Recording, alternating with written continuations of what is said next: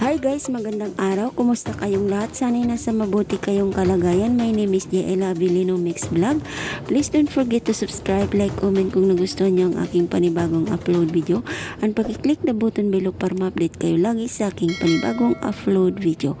Ang tatalakayin natin ngayon, bakit may mga taong inaalis ng Panginoon sa ating buhay. Lahat ng mga taong dumadating sa ating buhay ay may purpose yan. Gayunpaman sa ating buhay ay normal na ang mga tao na o mga bagay na may umaalis, may dumarating. Gustuhin man natin na manatili sila sa ating buhay, pero may panahon talaga na kusa na lang silang aalis o iiwan ka. At pagkatapos ng lahat, ay sanayin mo yung sarili mong mag-move on ka. Minsan naman, may mananatili sa buhay mo.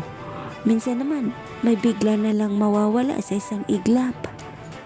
Kahit anong pilit mo man na mag-stay sa buhay na mayroon kayo, o kahit anong pilit mong kumapit sa mag-stay sa isang tao, pag sila ang magdesisyon na umalis sa buhay mo, ay talagang aalis yan.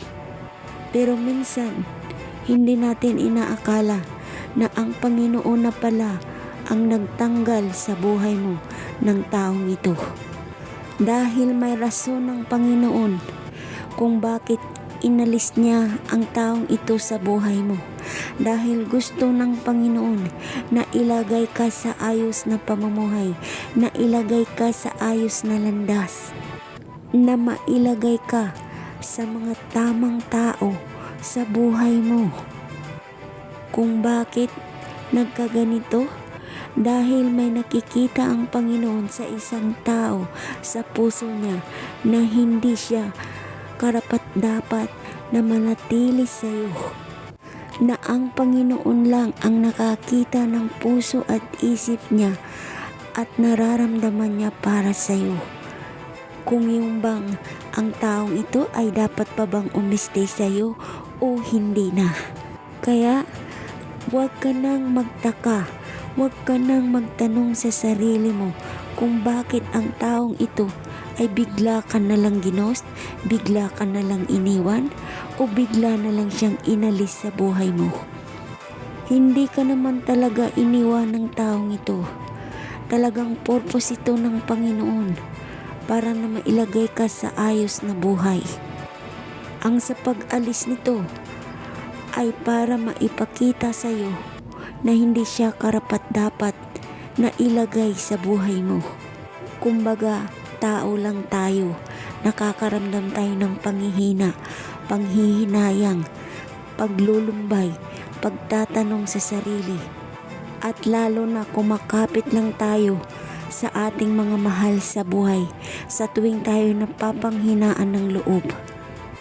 At lalo na ginagawa natin ang lahat para hindi lang tayo iwanan ng mahal natin. Ginagawa natin para na maging masaya sila na mag-stay sa buhay natin. Para na hindi sila makapag-isip na hiwalayan tayo. Kaya yan ang dahilan kung bakit nakakaramdam tayo ng lungkot, sakit o nasasaktan, dahil buo natin ibinigay ang buhay natin sa taong minamahal natin. Kung sa bagay, normal lang sa tao ang nasasaktan sa kahit na anong paraan. Ang nakaramdam ng sakit ay isang positibong nararamdaman sa ating katawan. Pero kung sobra-sobra naman itong sakit na nararamdaman mo, ay ito ay isang pagdurusa sa iyong sarili. Kaya kung para makamubon ka at madali mong matanggap ang isang sitwasyon, ang madali mong lapitan ay ang Panginoon. Kumapit ka sa Kanya. Ibigay mo lahat ang sama ng loob mo. Sabihin mo sa Kanya, kausapin mo siya. Lahat ng sama ng loob mo. Dahil siya ay makikinig sa iyo kahit hindi mo siya nakikita. Una, May plano ang Panginoon para sa iyo. Hindi ibig sabihin na iniwan ka na ng tao ay kaya ka nang kontrolin ng Panginoon ang pag-iisip mo. Alam naman natin na may mga kalayaan tayo sa ating mga sarili. God blessed us with a will. He will never violate our free will.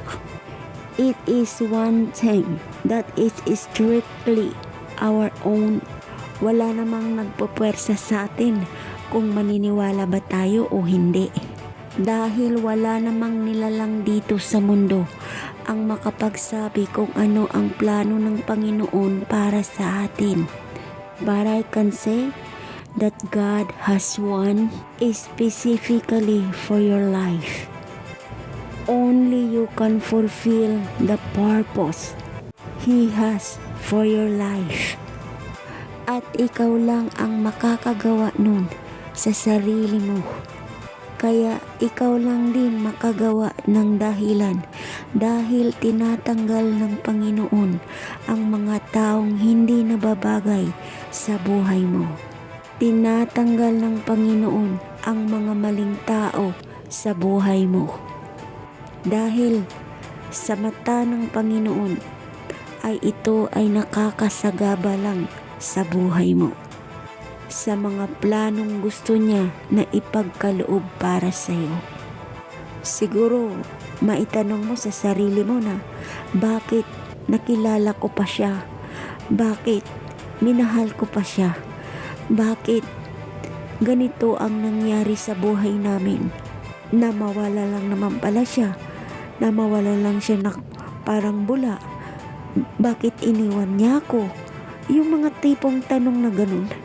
Dahil sa pagkawala ng taong yun sa buhay mo, ay may aral kang mapupulot galing sa kanya.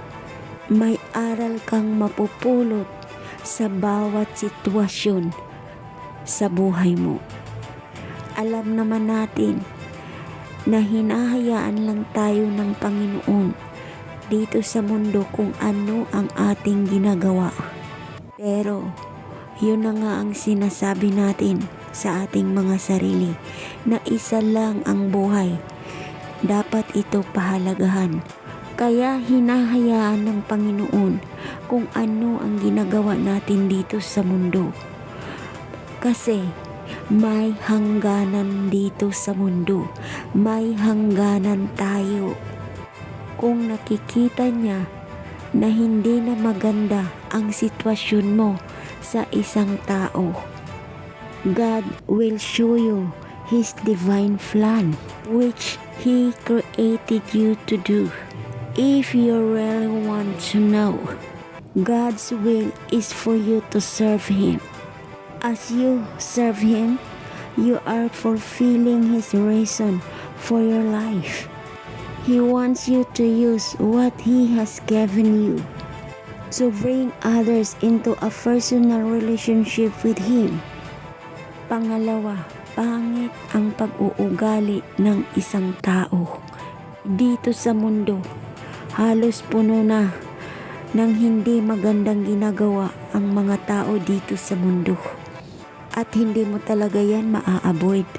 Lalo na kung ang isang tao ay toxic na masyado sa buhay mo. Tapos dumating pa siya.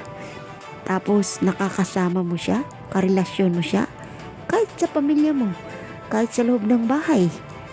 Kahit saan nakikita mo ang hindi magandang pag-uugali ng tao. Magpabahay man yan. Magpatrabaho man yan. Kasama mo man sa buhay. Kaibigan mo man. Lahat na. Hindi mo na lang namamalayan na ang taong tinuturing mong tunay ay isa rin.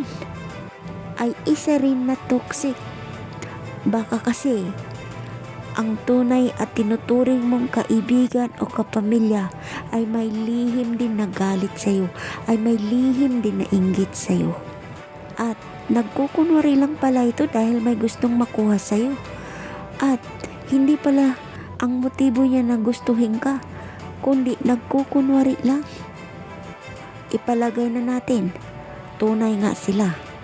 Pero may dala naman silang hindi magandang hatid na impluwensya sa buhay mo. Kung sa kalaunan ay bigla na lang siyang umalis sa buhay mo dahil inalis sila ng Panginoon sa buhay mo. Ayaw ng Panginoon na ikaw ay mapapahamak. Nakikita ng Panginoon kung ano ang ginagawa natin dito sa mundo. Nakikita ng Panginoon kung ano ang laman ng puso at isipan natin. At lalong alam na alam din niya kung ano ang dala ng taong ito, kung ano ang dalang kapahamakan para sa buhay mo. Alam ng Panginoon kung ano ang tunay na intensyon ng taong nagbibigay sa iyo ng sakit ng ulo, ng taong toxic sa paligid mo. Kaya ang Panginoon gumawa ng paraan para na ang tao, bagay man yan, ay inaalis niya sa buhay mo. Pangatlo, hindi siya karapat-dapat sa iyo. Ang pagpili kasi ng tao na mapapangasawa ay isa sa pinakamalaking desisyon sa ating buhay. Dahil hindi ito isang laro na pagpili mo sa isang bagay at pag nagsawa ka na ay iaalis mo na, iiwan mo na. Dapat kapag nag-aasawa ka ay seryoso kang mamili at seryoso mong nararamdaman. Kung sa tingin mo na may mga sinyalis o may nakita kang hindi maganda sa imahe ng taong ito, yun dapat ang kailangan mong tugunan. Tugunan mo kaagad. Minsan kasi binabaliwala lang natin ang mga sign. Yung nakikita na natin na may mga red flag na sa kasama natin, pero ini-ignore pa rin natin. Kasi nga, nabubulag ka sa pag-ibig mo. Kasi nga, excited ka na na makasama mo siya. Kasi nga, gusto mo na siyang maging asawa. Sa halip na magtulungan kayo ng partner mo para na guminhawa ang buhay nyo, ay siya mismo ang hihila sa iyo pababa. Siya mismo ang babagsak sa iyo. At ayaw ng Panginoon na inaapi ang isang tao. Dahil sa bawat sa atin, walang lihim, walang tago kapag ang Panginoon na ang maghusga sa atin.